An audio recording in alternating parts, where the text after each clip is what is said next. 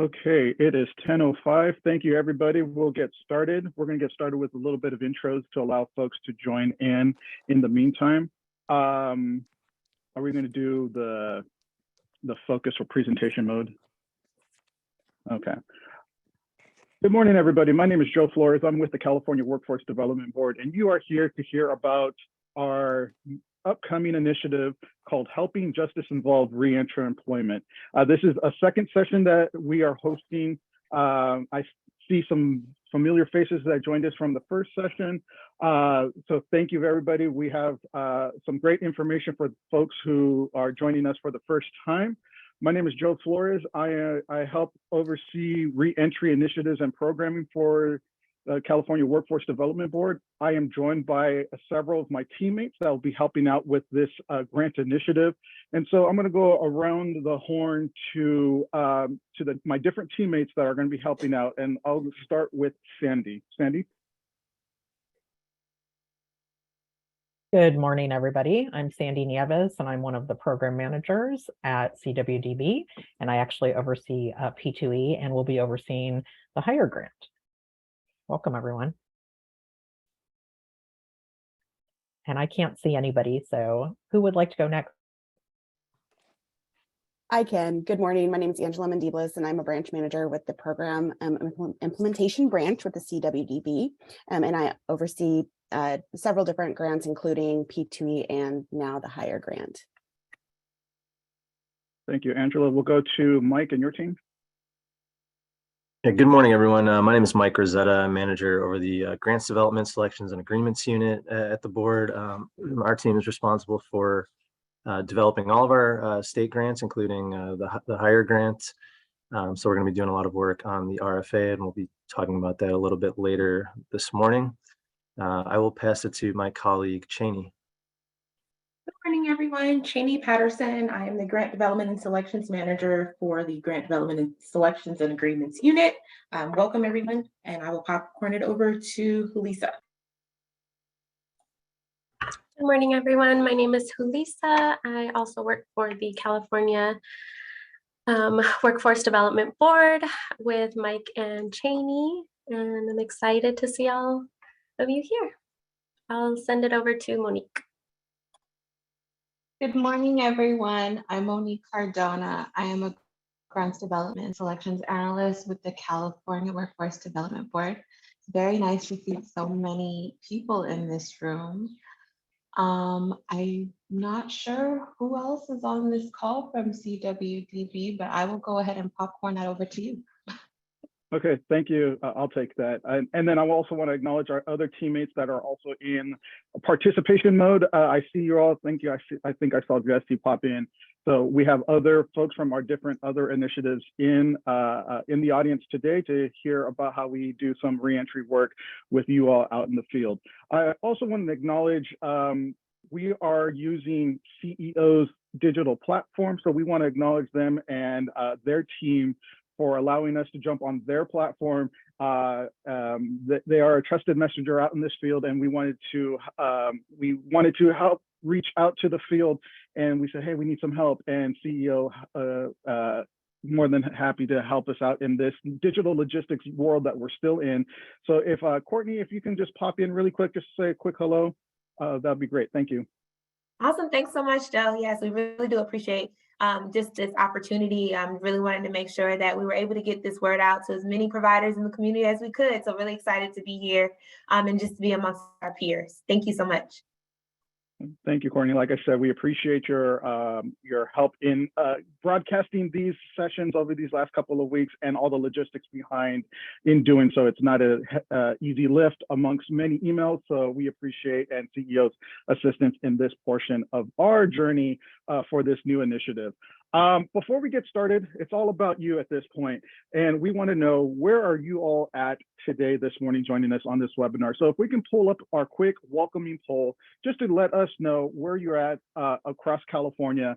If we can, stop sharing the screen here and pull up our welcome, where are you at poll. We'll give that a few moments so we know where are you at, so we can help inform some of our messaging later on this morning. So if we can give that a few seconds to pop in.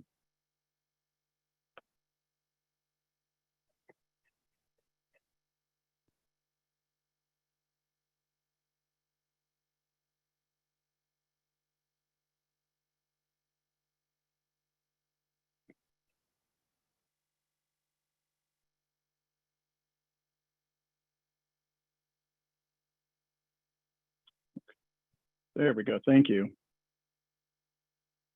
So we'll just take a few moments to, if you, depending on your devices, right? If you're on a desktop and or a handheld device, give it a few seconds to answer the poll.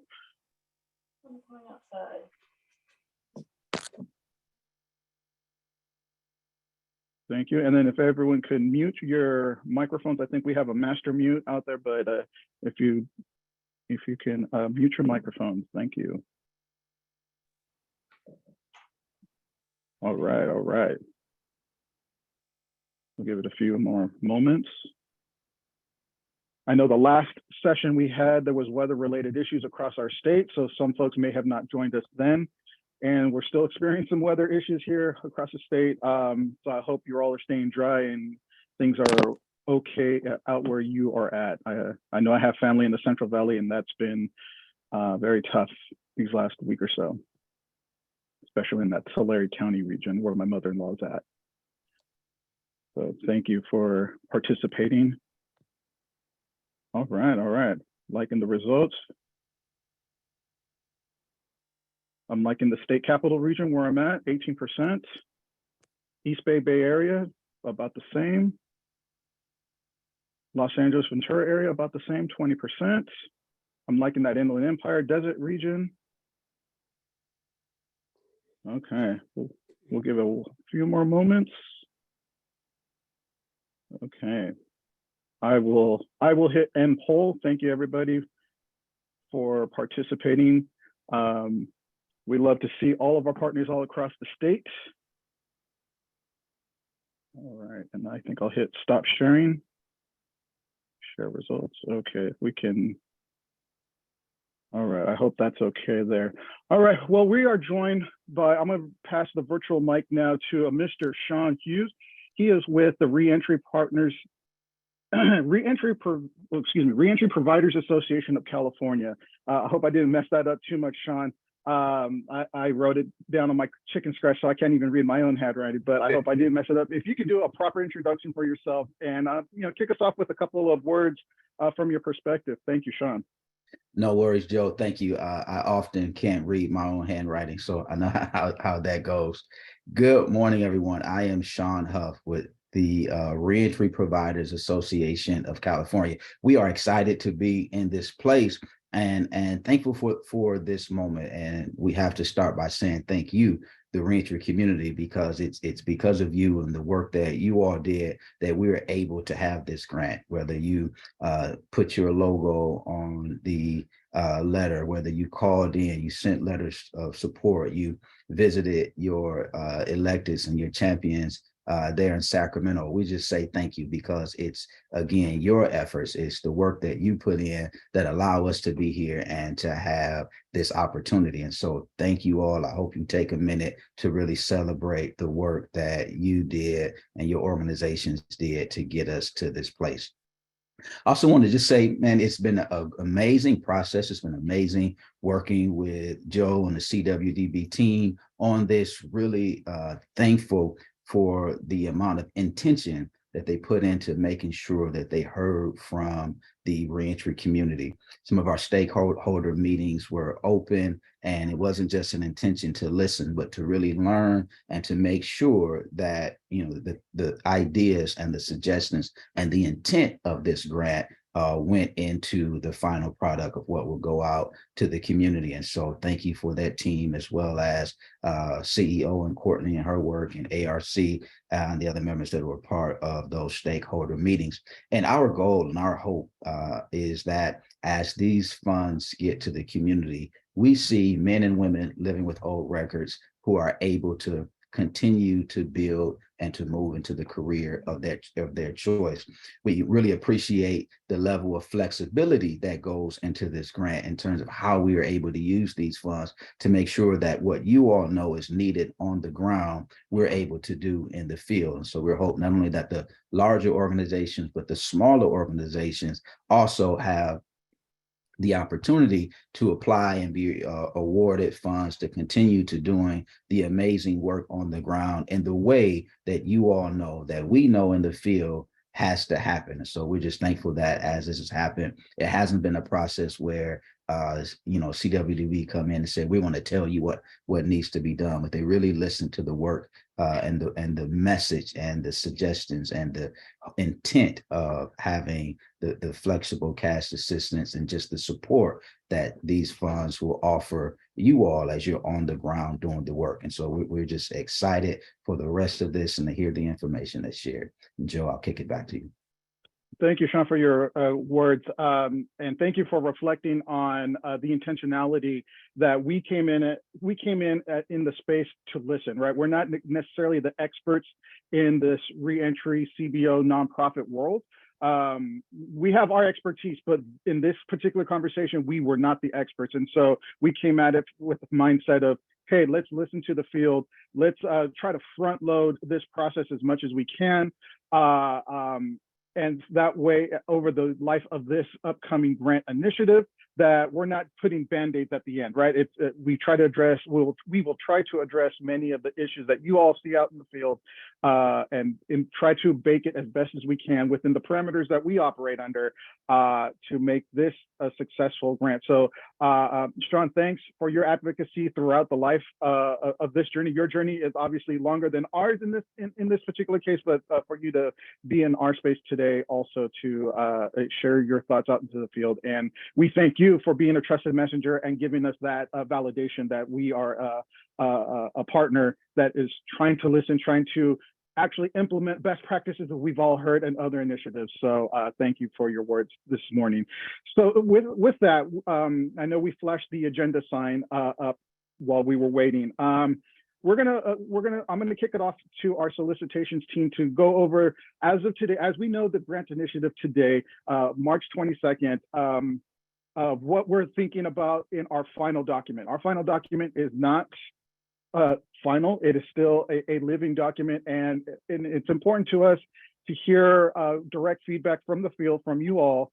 I know I'm seeing some questions coming in through the chat box, and so we're gonna curate all those questions to try to answer them and try to embed the best as we can into the final grant solicitation. So when I kick it off to Mike in a few seconds, he'll go over what we know of the grant initiative today. There's still opportunities to have a couple of more questions, a couple of more feedbacks, but we just wanted to at least give you a point in time where we're at today, and based off of the first listening session we held a couple of weeks ago. So that, and then yes, and after some of the grant overviews from the solicitation team and the structure of what we're going to do with this initiative, we're going to share some important dates and resources, and then we're going to have a breakout session. Again, this is all about you and networking opportunities based on where you are at and your proficiencies and your level of expertise in this reentry space. So we're going to have a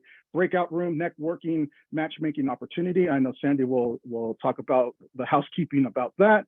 And we'll do breakout rooms, and then we'll come back into this main room for some next steps, final steps, and what we can all do together as we prepare for this initiative. So with that, thank you very much, my teammate who put us this nice agenda slide up. I will now pass the virtual mic to my teammate from the solicitation team, Mike Rosetta. Mike, thank you. Thanks, Joe.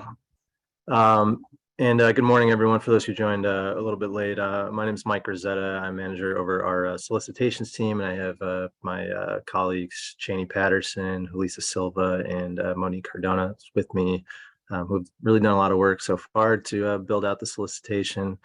As Joe said, the anticipated date for this grant actually being released live is in late April.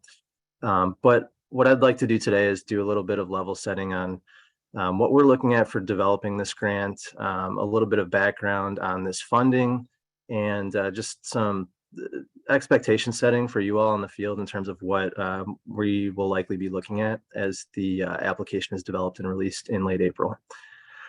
So to start, this funding came through us in last year's budget. AB 178 is the Budget Act. And I just want to say we're really lucky here in the state of California to have a legislature that's so supportive of this kind of work, as well as a passionate advocacy community that has, really been standing up some of these efforts. So in terms of what the solicitation is going to look like, I would really point everyone to the budget language, because that is going to be sort of the backbone that we are building the solicitation on. For those who really like to get in the weeds and read legislation, you could find this in AB 178, section 203, provision 16. It's a budget bill, so a lot of stuff in there. You could just do a search for California Workforce Development Board, and you'll see this funding come up. So what we're looking at is $500 million, or excuse me, $50 million targeted towards community-based organizations and other nonprofits, particularly those that specialize in employment services for the reentry community.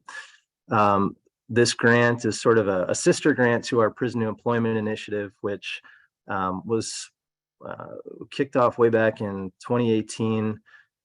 Those funds went out to our local workforce boards.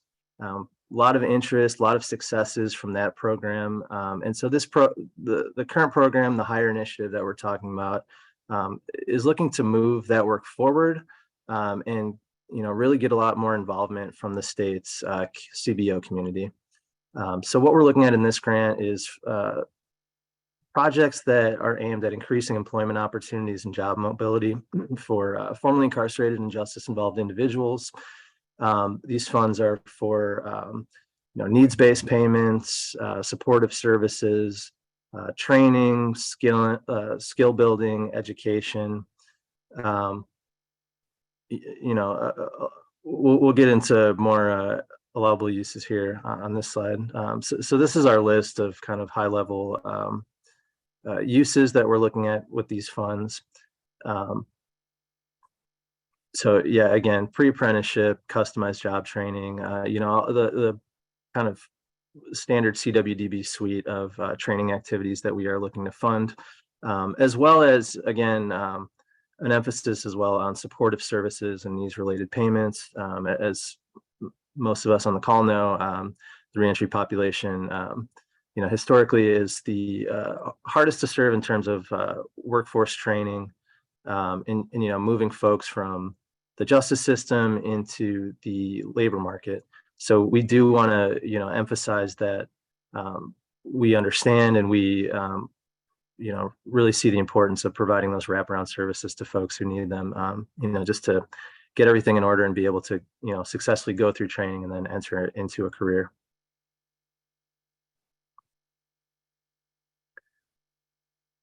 So moving into the actual structure of the grant, what the application is going to look like. This grant is going to be slightly more complex in terms of the application process than many of our grants. We're looking at a few different application opportunities for CBOs that are interested in this grant. I'll get into the more complex one on the next slide here, but we are going to offer just a standard single organization application. So there is an opportunity for both small and large CBOs, and you see the thresholds on this slide for what we're considering a large and a small. So the organization annual budget threshold of 1.5 million, organizations under that are considered a small for the purposes of this grant, and then over that are large CBOs.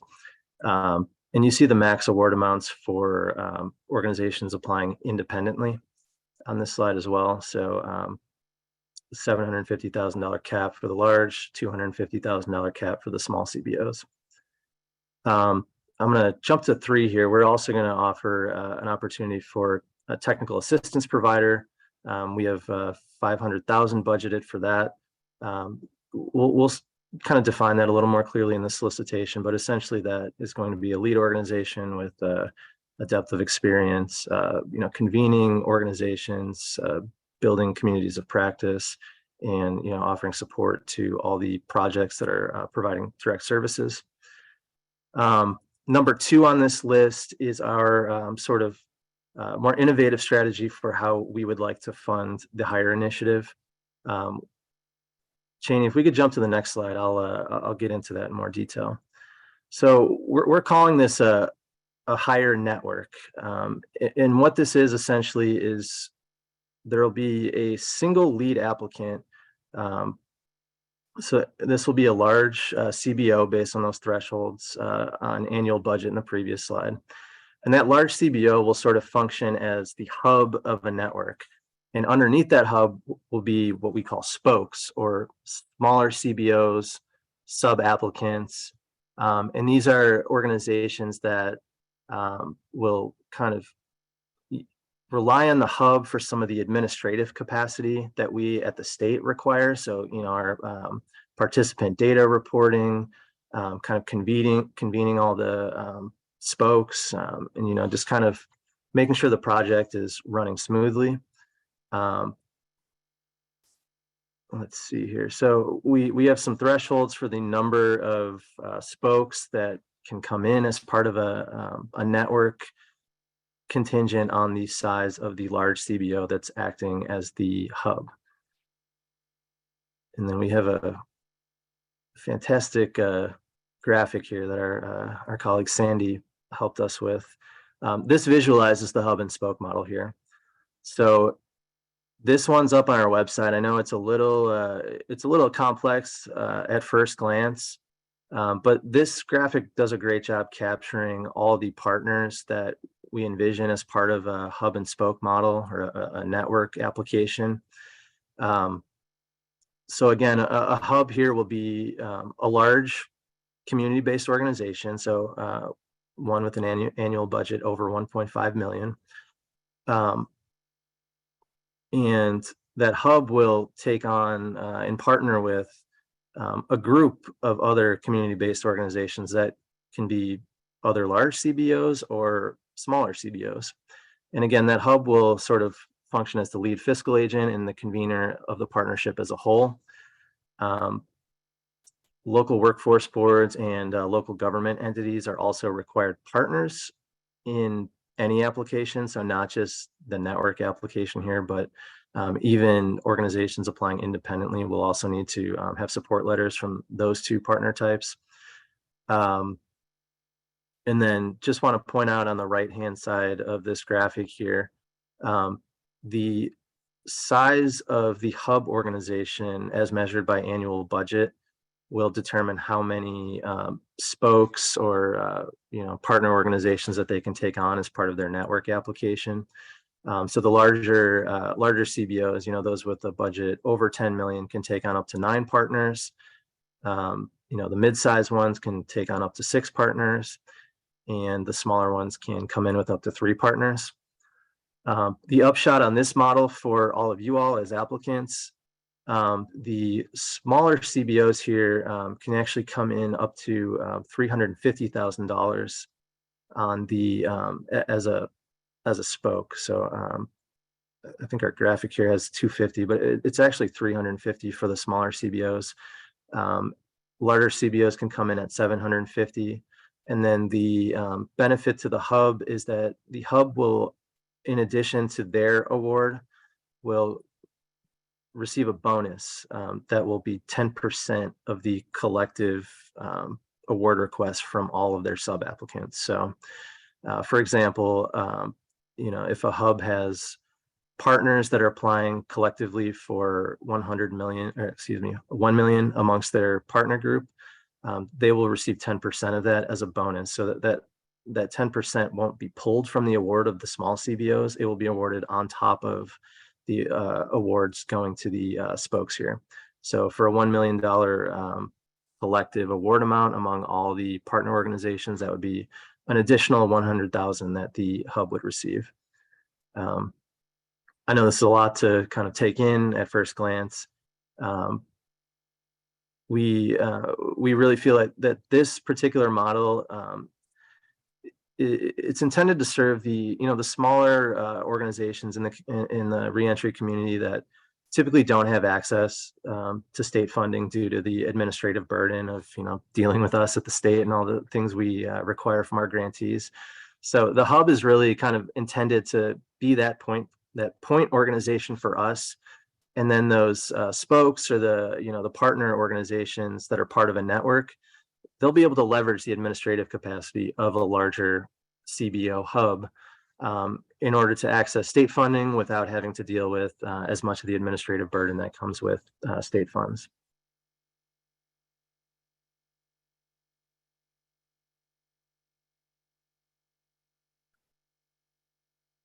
Sharing a couple of resources here on this slide. We do have our H.I.R.E webpage live.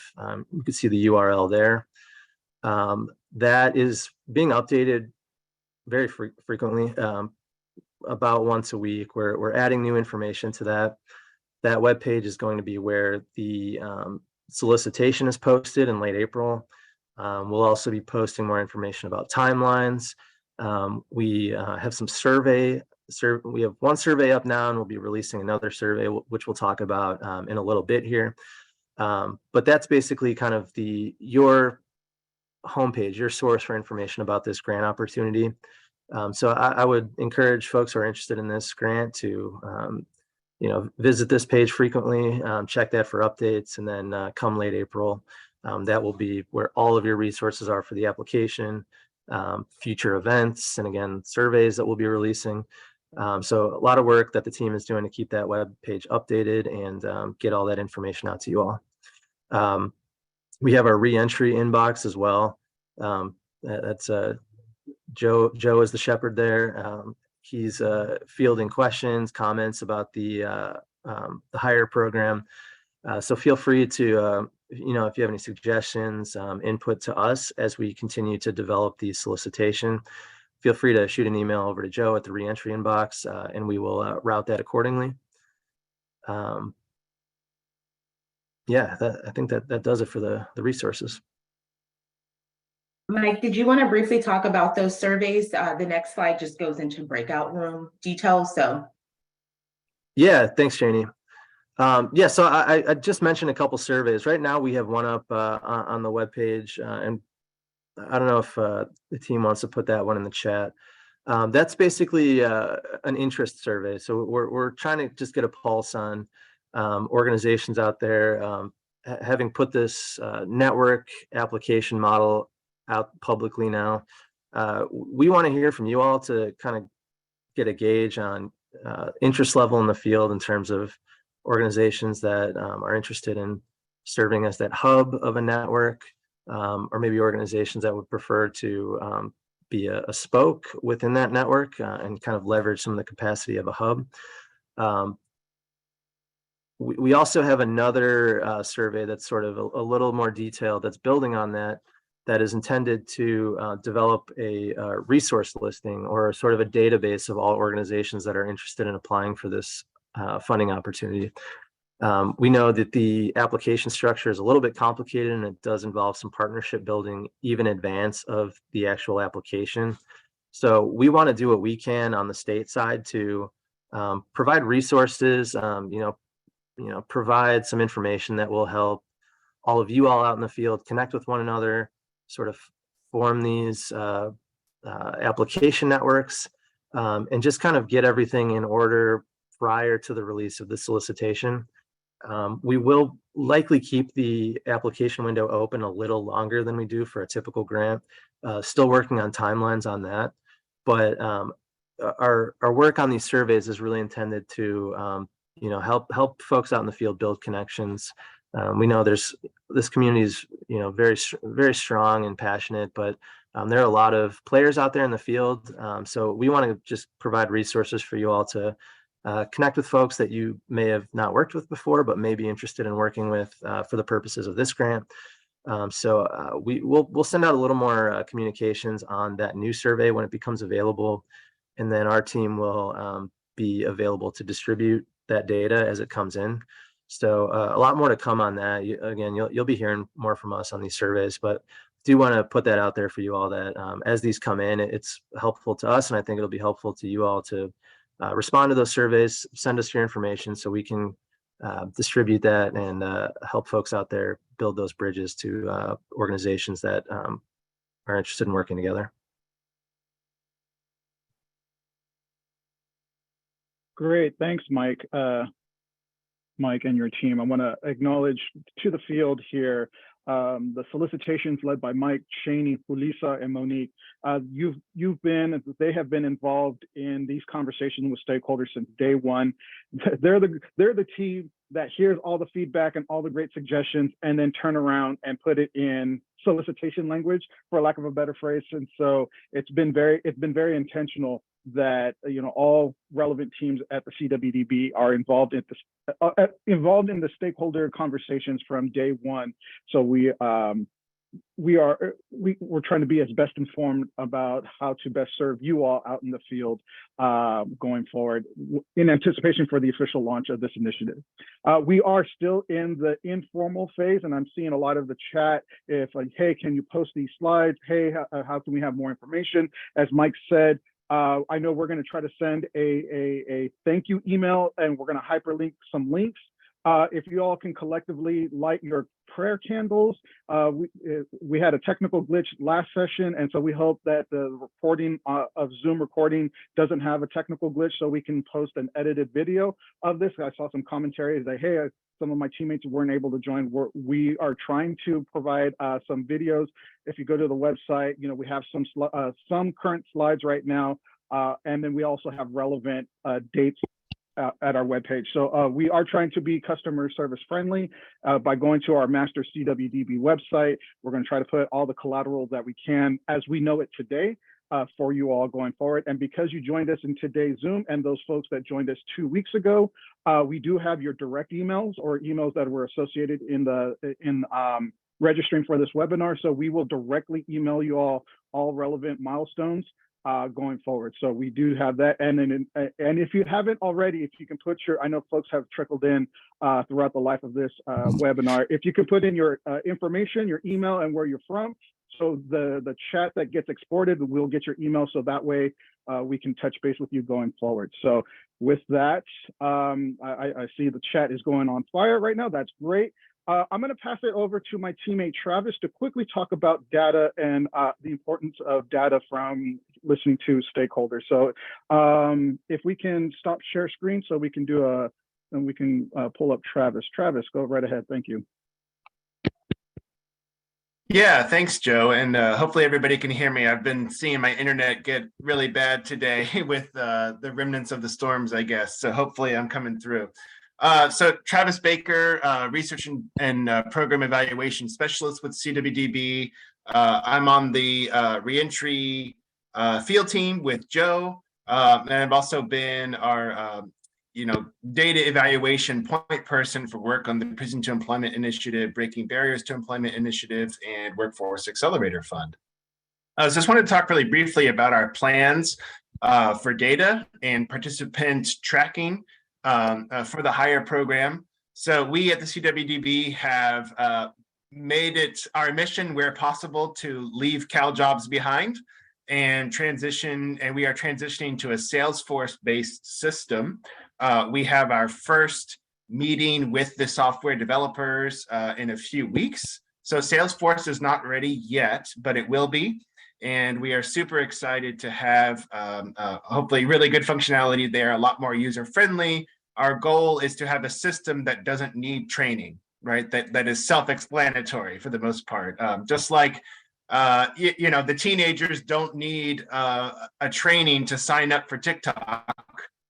We don't want you to need a training to enter participant data. We want it to be self-explanatory, figure it out yourself. Of course, we'll be here, but that's our goal, right? Our goal is to make a very user-friendly system. In the meantime, we are using an Excel sheet to track data until that Salesforce system is ready. So I'll be, once the program is up and running, I'll have, trainings on that. And actually, given our timeline, it is very possible that the Salesforce system will be ready for the start of the H.I.R.E program, and that would be ideal. So we'll talk about that. But the data that we're tracking comes.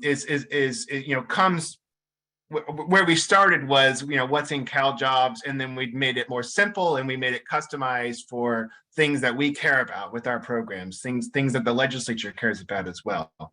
And to that point, as part of our listening sessions with the field and trying to make sure that we are tracking what matters not only to the legislature and to California, but what matters to you, right? And what matters to the reentry community, and how one thing that we were hearing was that, of course, employment and higher wages are what we want for everybody, but it's a journey, right? And for a lot of folks, there's milestones along the way that need to be celebrated, need to be counted, need to be cared about and reported. Things like getting a driver's license, things like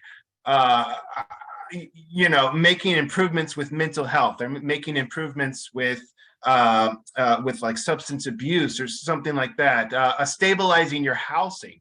And so we've got a big list, and I'll just share really briefly of milestones, sort of a new data metric that we are going to be including. I don't think it will be all of these. It could be, but we're still in the planning phase, still preliminary. But these are sort of the things that we're talking about, that we've heard from the field, that you're talking about, milestones on the way to employment or on the way to a credential that we are going to ask you about. We're not going to be putting requirements or expectations on these, right? We're not going to be holding your feet to the fire and say, if you don't have 15 people pay off debt, you're in trouble. Like, no, right? That's not what we're about. We're about better tracking the progress of our participants, making sure that we're more focused on what actually matters to the participants and what matters towards life improvement, and not some, it's not always employment, it's not always wages. Like, that's sort of sometimes a very, very lofty goal, and we need to talk about those milestones on the way. So just want to share that, maybe this whole list, probably a pared down list, or find a way that we can consolidate this, but we want to have, we want to give grantees, give the field the opportunity to share, these wonderful developments that participants might have, wonderful milestones, and have that opportunity there. So with that, I'll pass it back to Joe.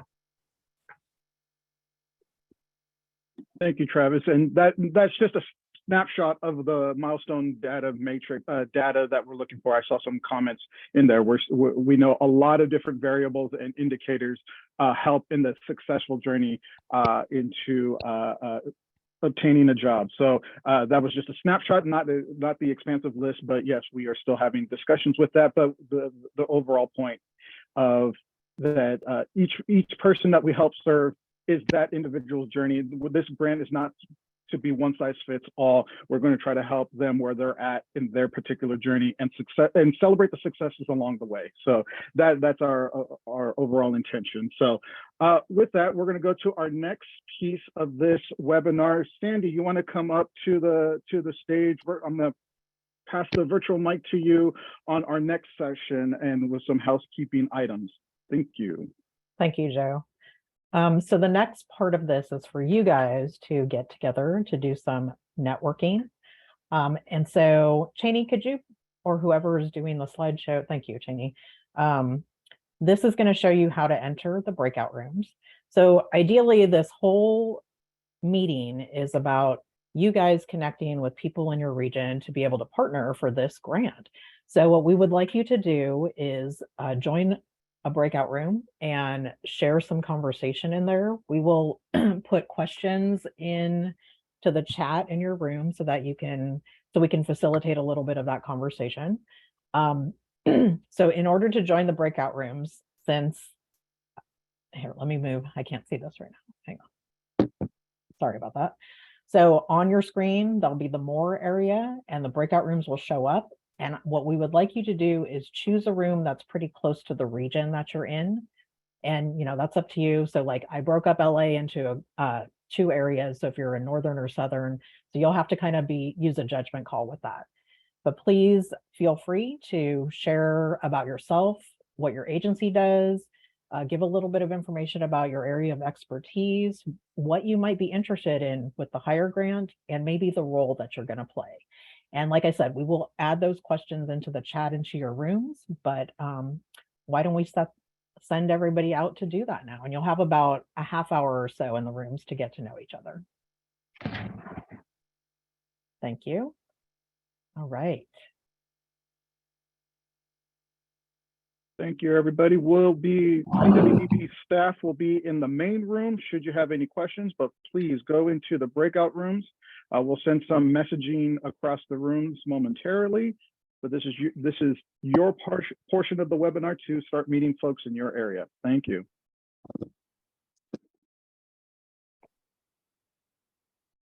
Did the rooms collapse, Angela? Mhm. Yeah, all the rooms are closed now.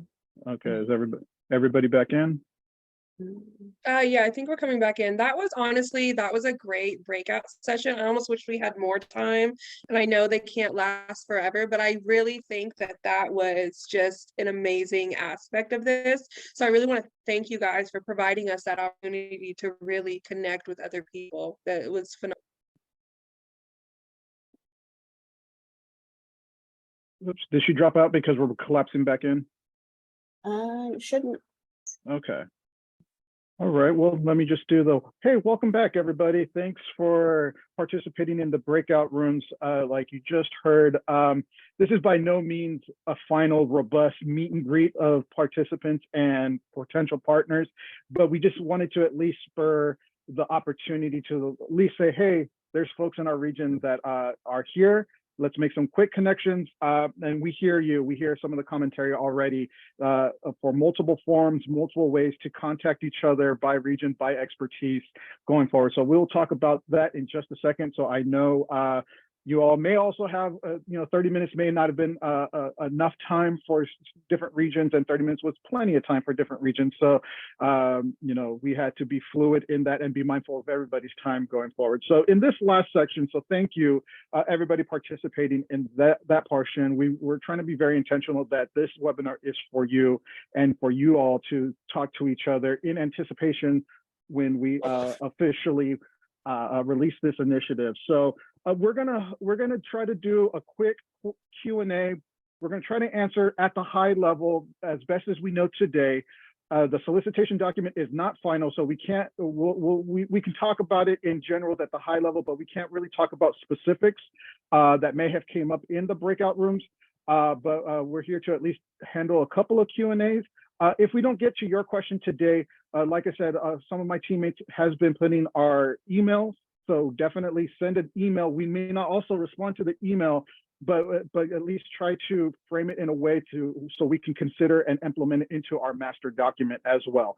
So I know you have a lot of questions. We're going to try to address many of them at the high level as best as we can today, and then we're going to do the final, hey, like and subscribe to our channels, and we'll do that at the end. So let me pass the mic back to Mike, MYKE, to handle a couple of questions from the field. We're going to do a raise the hand feature. We'll try to go to you as best as we can. So apologies if we go to one over another first. We have multi-screens, multi-people in this room. So we'll take a couple of few high-level questions. If you raise your hand, if there's any questions out in the field. So let me go to the first one that popped up on my screen. I have a John, apologies, Tobakian. Tobakian, close. Okay, That's good. Sorry about Appreciate that. It. No, okay. Thank you for hosting this information event. My question is about minimum age requirements because we run a pre-apprenticeship and apprenticeship program and for students of all ages, including incarcerated youth. Is there a minimum age requirement for the young people that we are training? Yeah, thanks for the question, John. And I'm going to be a broken record probably to a lot of questions on this particular call, but there's a lot of decisions that we're still discussing internally in terms of the policy around this grant.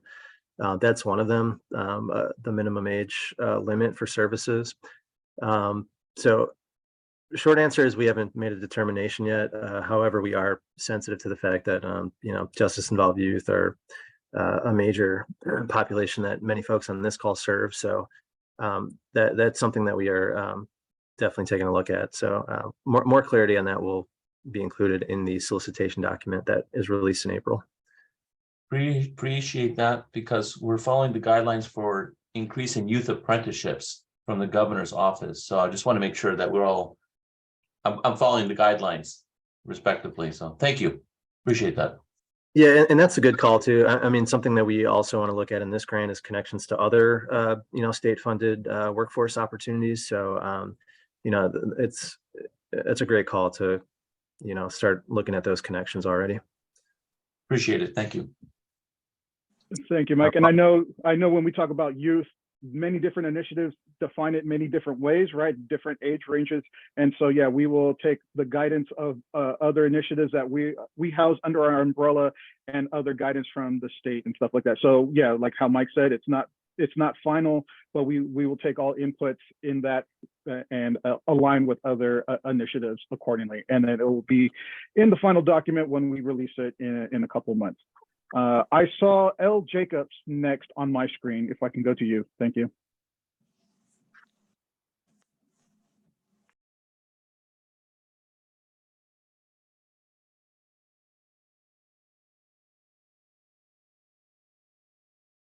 Ms. Jacobs? Can you hear me? Okay, now I can hear you. Go ahead. Okay, I'm sorry. This is my first time getting on to the meeting, and it's actually amazing. I'm getting a lot of information, a lot of knowledge, a lot of things that I wasn't aware of. I had to make a call to get the information to get on the meeting. So number one, is there a way that I can be put on the list so when there is a meeting, I'm notified? That's my first question. And the answer to that is yes. Yes. I was waiting for your second question. If you can put in the chat, because you may have received a forward of a forward, right, to get in here. If you can put in your chat as best as you can, your email address, and so when the chat document exports, we will collect all the emails that were listed. That will go to direct messaging. I know we'll send like a thank you for joining us type email with links and resources. So if you put your emails, everybody, if you can put your emails into the chat box so we can at least get them. And please spell them correctly. Last session we had, I know up here, I got an email bounce back because they just spelled their name wrong. And I know we're on different devices as well, so we're mindful of that, but if as best as you can. And your second question? The second question was regarding the grants, and you may have went over this. Okay, so there is, I know, an application to fill out, and is there a expiration date or a deadline date that they have to be in? Yeah, so Yes. Yeah, the grant's not open yet, so the opportunity isn't even going to open for another month or so. Okay. And to address both of your questions in one, if one of our team here can drop the H.I.R.E webpage in the chat, all of this is going to go up on our webpage as that information becomes available. That's also the place where our survey will be housed, and that's going to be really our best vehicle for collecting your information, so we can kind of filter that and distribute it in a little more of a targeted manner. I think we want to be sensitive about sending out folks email on this meeting because we didn't really put that wasn't how it was framed when we collected registrations for this. So we don't want to send out a mass email list to everyone and just have folks getting spammed. So we'll put some information up on that webpage where you can submit information about your organization, and we'll do some of that matchmaking on our side on request. Thank you very much. Joe, we can just go speed round since we're coming up on time. I don't mind just kind of pointing to folks with their hands raised and just kind of clearing questions as we can. Okay, thanks, Mike. I'm going to go quickly to Mr. Martin Ross. Oh, hello. So a couple questions that I had. One had to do with just the age groups. Not a question, maybe a statement. We've been working, when you're talking about the prison to, or school to pipeline school to prison pipeline situations, I think, for sure, including, which they are adults, transitional age youth, which sometimes goes as low as 16, all the way up to 24. So I would think including them would be a good recommendation, at least to age 18. But going a little bit lower, if there's some provisions that could be put in the grant for introducing young folks to career opportunities, that may help, be more so on the prevention side of folks actually getting into, incarcerated situations, because now they're saying, hey, I have options. And so I think that's a good recommendation, in my opinion, from, areas that I've worked in with this. Secondly, because it's not always intervention, it's also prevention. Secondly is, now this is a question. So in the grant, do we need to be teamed up with someone who is on the workforce board, or would you have to be on a certified apprentice or pre-apprentice program? I think there's a lot of groups that are out there doing, the work, and perhaps they could partner with the group, or perhaps they don't need to do that. So that's one of the questions. We've been successful because we're very good at convening groups, Russian, Farsi languages, Afghan. We're more like a convener of groups, and then we have partners that we've been working with to launch our various successful cohorts. So I wanted to find out if there's any hard and fast criteria. The Department of Apprenticeship Standards had one, which I thought maybe was a little bit restrictive, especially with, when I heard mentioning of some flexibility to give various groups opportunities to get in and take advantage of the situation and leverage different resources that we might all have for collective impact. So that's a sort of a question and a statement. Thank you. Mike? Yeah, thanks, Martin. Feedback on the youth stuff, well noted.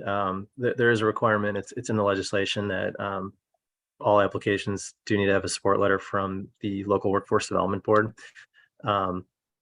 So there's some connection there to the registered apprenticeship system, but the legislation is specific about the local workforce development board partner, as well as a local government partner in every application. Okay, so a partner of some sort. So local government, could that be the county or the city, or does it have to, how's that?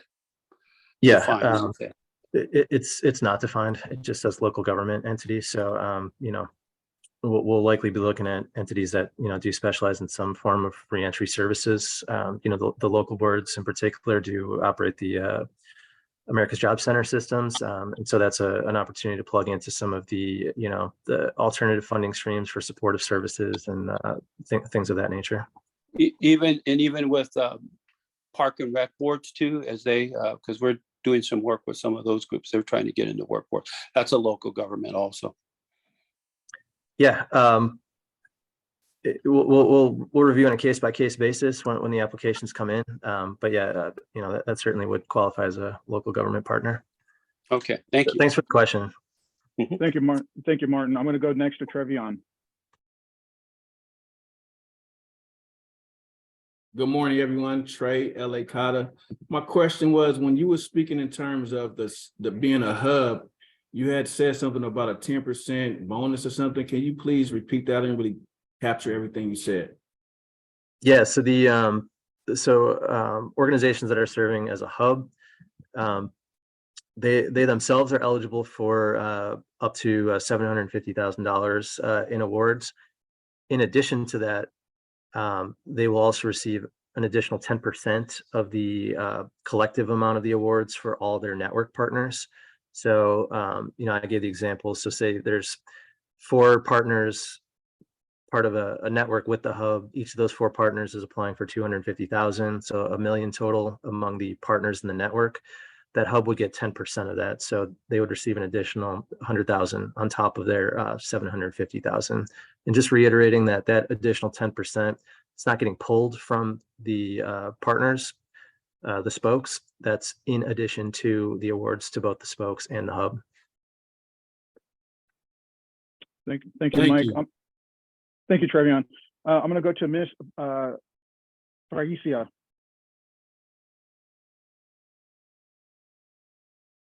Raisia Montes de. There you go.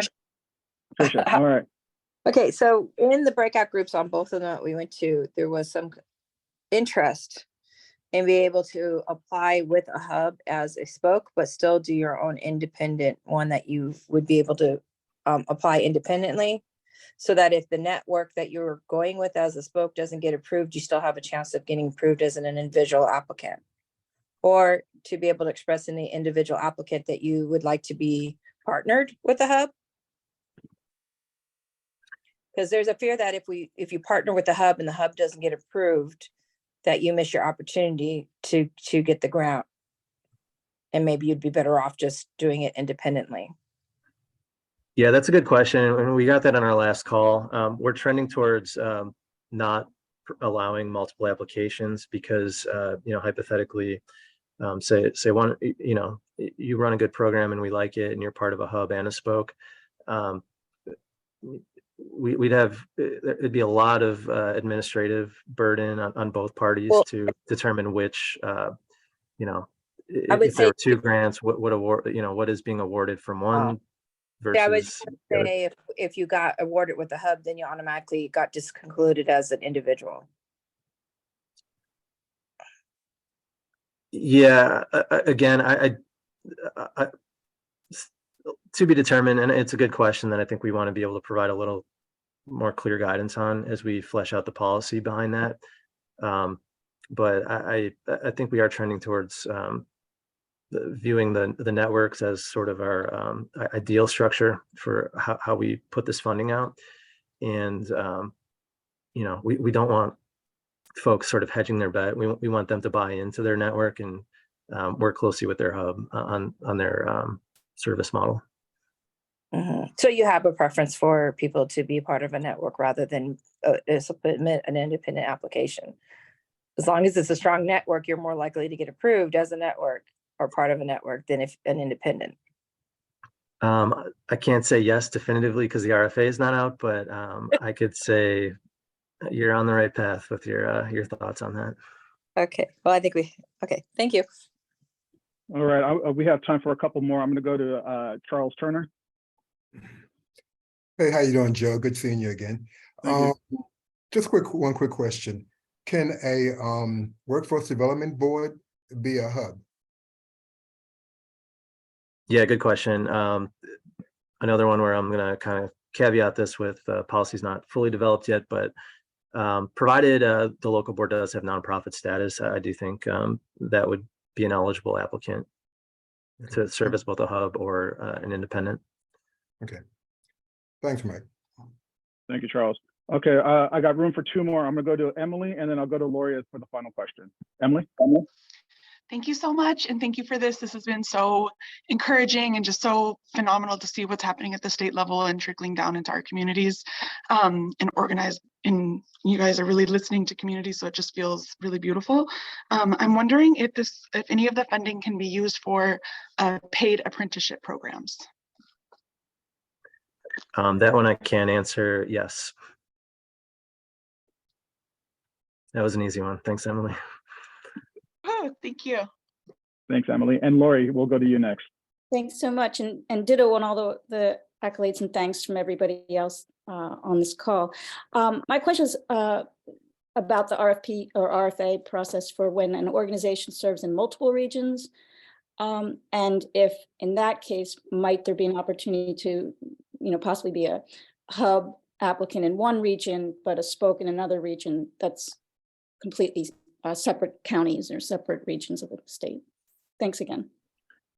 Yeah, that's a good question, and it is something I did want to clarify in this call. So I'll revert to my previous answer about the multiple application approach. I do think we're going to kind of discourage that during the solicitation process. However, we do want to, we grouped everyone on these on the breakout rooms by geography. We do want to leave space for networks that are linked by some other means outside of geography. The lift on that will be getting local government and local workforce board partners from the various regions that are encompassed in each spoke and hub in that network if it is a statewide project. But yeah, we are open to network applications that are linking organizations by, service strategy, or